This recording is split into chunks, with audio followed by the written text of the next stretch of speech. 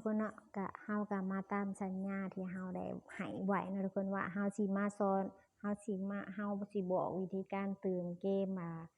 ผ่านบัตรลักเก่าหรือลักหาจากเว็บโดยตรงเลยเนาะทุกคนเนาะ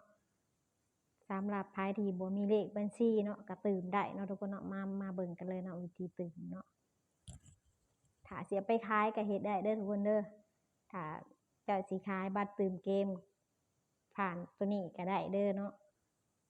ขอเพียงแต่มีบัตรเติมเงินเนาะแล้วก็ไปบอกหมู่ว่าข่อยขายบัตรเติมเกมเจ้าสิบวกเอาเท่าใดก็ได้เนาะเจ้าสิบวกเจ้าก็บ่ต้องบวกสูงเนาะทุกคนเนาะเงินคำก็หายากคือกันเนาะทุกคนเนาะบวก1,000 2,000ขึ้นไปก็ยังโอเคเนาะ10,000ได้1,000ก็ยังโอเคเนาะทุกคนเนาะโอเคทุกคนเฮาก็มาเริ่มกันเลยเนาะสำหรับลิงก์เว็บนี้ข่อยสิแปะไว้ด้านคลิปด้านล่างเนาะอันนี้ข่อยบ่ได้หยังเลยเนาะจากเว็บนี้เนาะแต่ว่าข่อยสิโปรโมทให้ทุกคนแบบว่า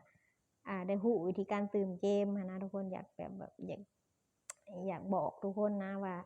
มีวิธีการเติมเกมด้วยบัตรเติมเงินได้พร้อมเนาะทุกคนทั้งแม่นว่าสิบ่มีบัญชีก็ขอแต่ซื้อบัตรเติมเงินมาก็เติมได้นะทุกคนเนาะบัตรเติมเงินซื้อบัตรเติมเงินมาแล้วก็เติมเข้าเบอร์โทรของเจ้าของอะไรทุกคนเนาะพอซื้อมาแล้วก็เติมเข้าเบอร์โทรของเจ้าของนั่นแหละเนาะโอเคเฮามาเบิ่งกันเลยเนาะทุกคนเนาะก่อนอื่นหมดทุกคนอยากได้เกมหยังก็มาเลือกเอาเนาะนี่เนาะมันสิมีบางเกมที่ว่าให้จ่ายผ่านบัตรเติมเงินเนาะแต่บางเกมสิบ่จ่ายผ่านบัตรเติมเงินเนาะทุกคนเนาะตัวอย่างTinder นี่ Tinder เพิ่นบ่ให้จ่ายผ่านบัตรเติมเงินมีบัญชีบัตรมี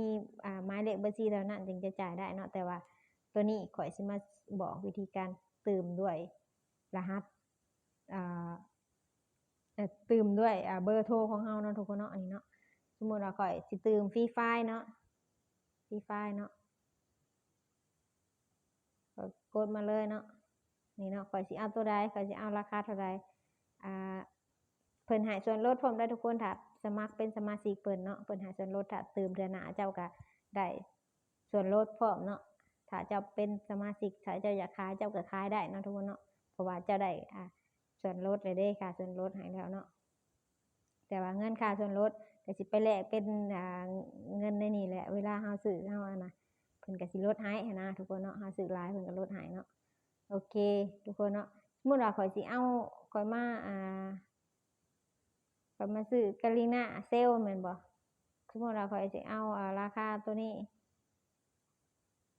กาลิน่าเซล50อันเนาะ25,300กีบเนาะสมมุติข่อยสิจ่ายผ่านUnitel แม่นบ่32,000แต่ถ้าผ่านเทเลคมอีหยังก็ลาวเทเลคมเนาะ31,000เนาะแต่ถ้าไผมี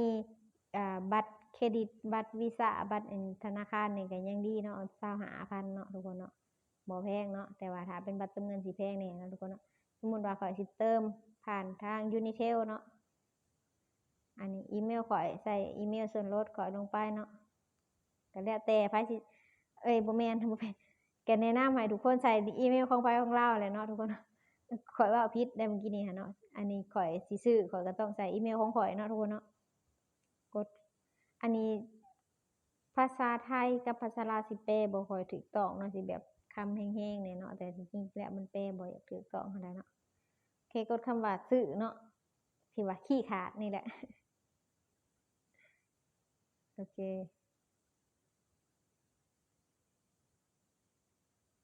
ทุกคนต้องมีเบอร์มีเติมเงินเข้าไปแล้วเด้อในเบอร์โทรก่อนสิกดคำว่าซื้อเนาะทุกคนต้องเติมเงินเข้าไปในบัตรเติมเงินของทุกคนแล้วเนาะทุกคนเนาะใส่เบอร์โทรของทานเนาะสมมุติว่าข่อยใส่จื่อก็ได้สมมุติว่าข่อยใส่เบอร์โทรของข่อยนี่เนาะใส่เบอร์โทรของข่อยนี่เนาะแล้วข่อยกดสืบต่อนี่รหัส TOP สิส่งไปเบอร์ข่อยเนาะสิส่งมาเบอร์ข่อย แล้วก็รหัสอะไรก็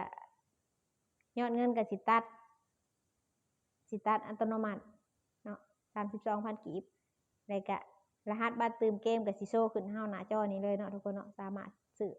ถเอารหัสหารหัสได้เลยเนาะโอเคทุกคนเนาะอย่างไรก็ตามเนาะฝากกดไลค์กด Subscribe กดติดตามให้เด้อเนาะนี่เนาะบัญชีข้อมูลโอเคเนาะทุกคนเนาะวิธีการเติมเกมก็บ่ได้ยากเนาะแต่ที่แน่ๆก็คือจื่ออีเมลของตัวเอง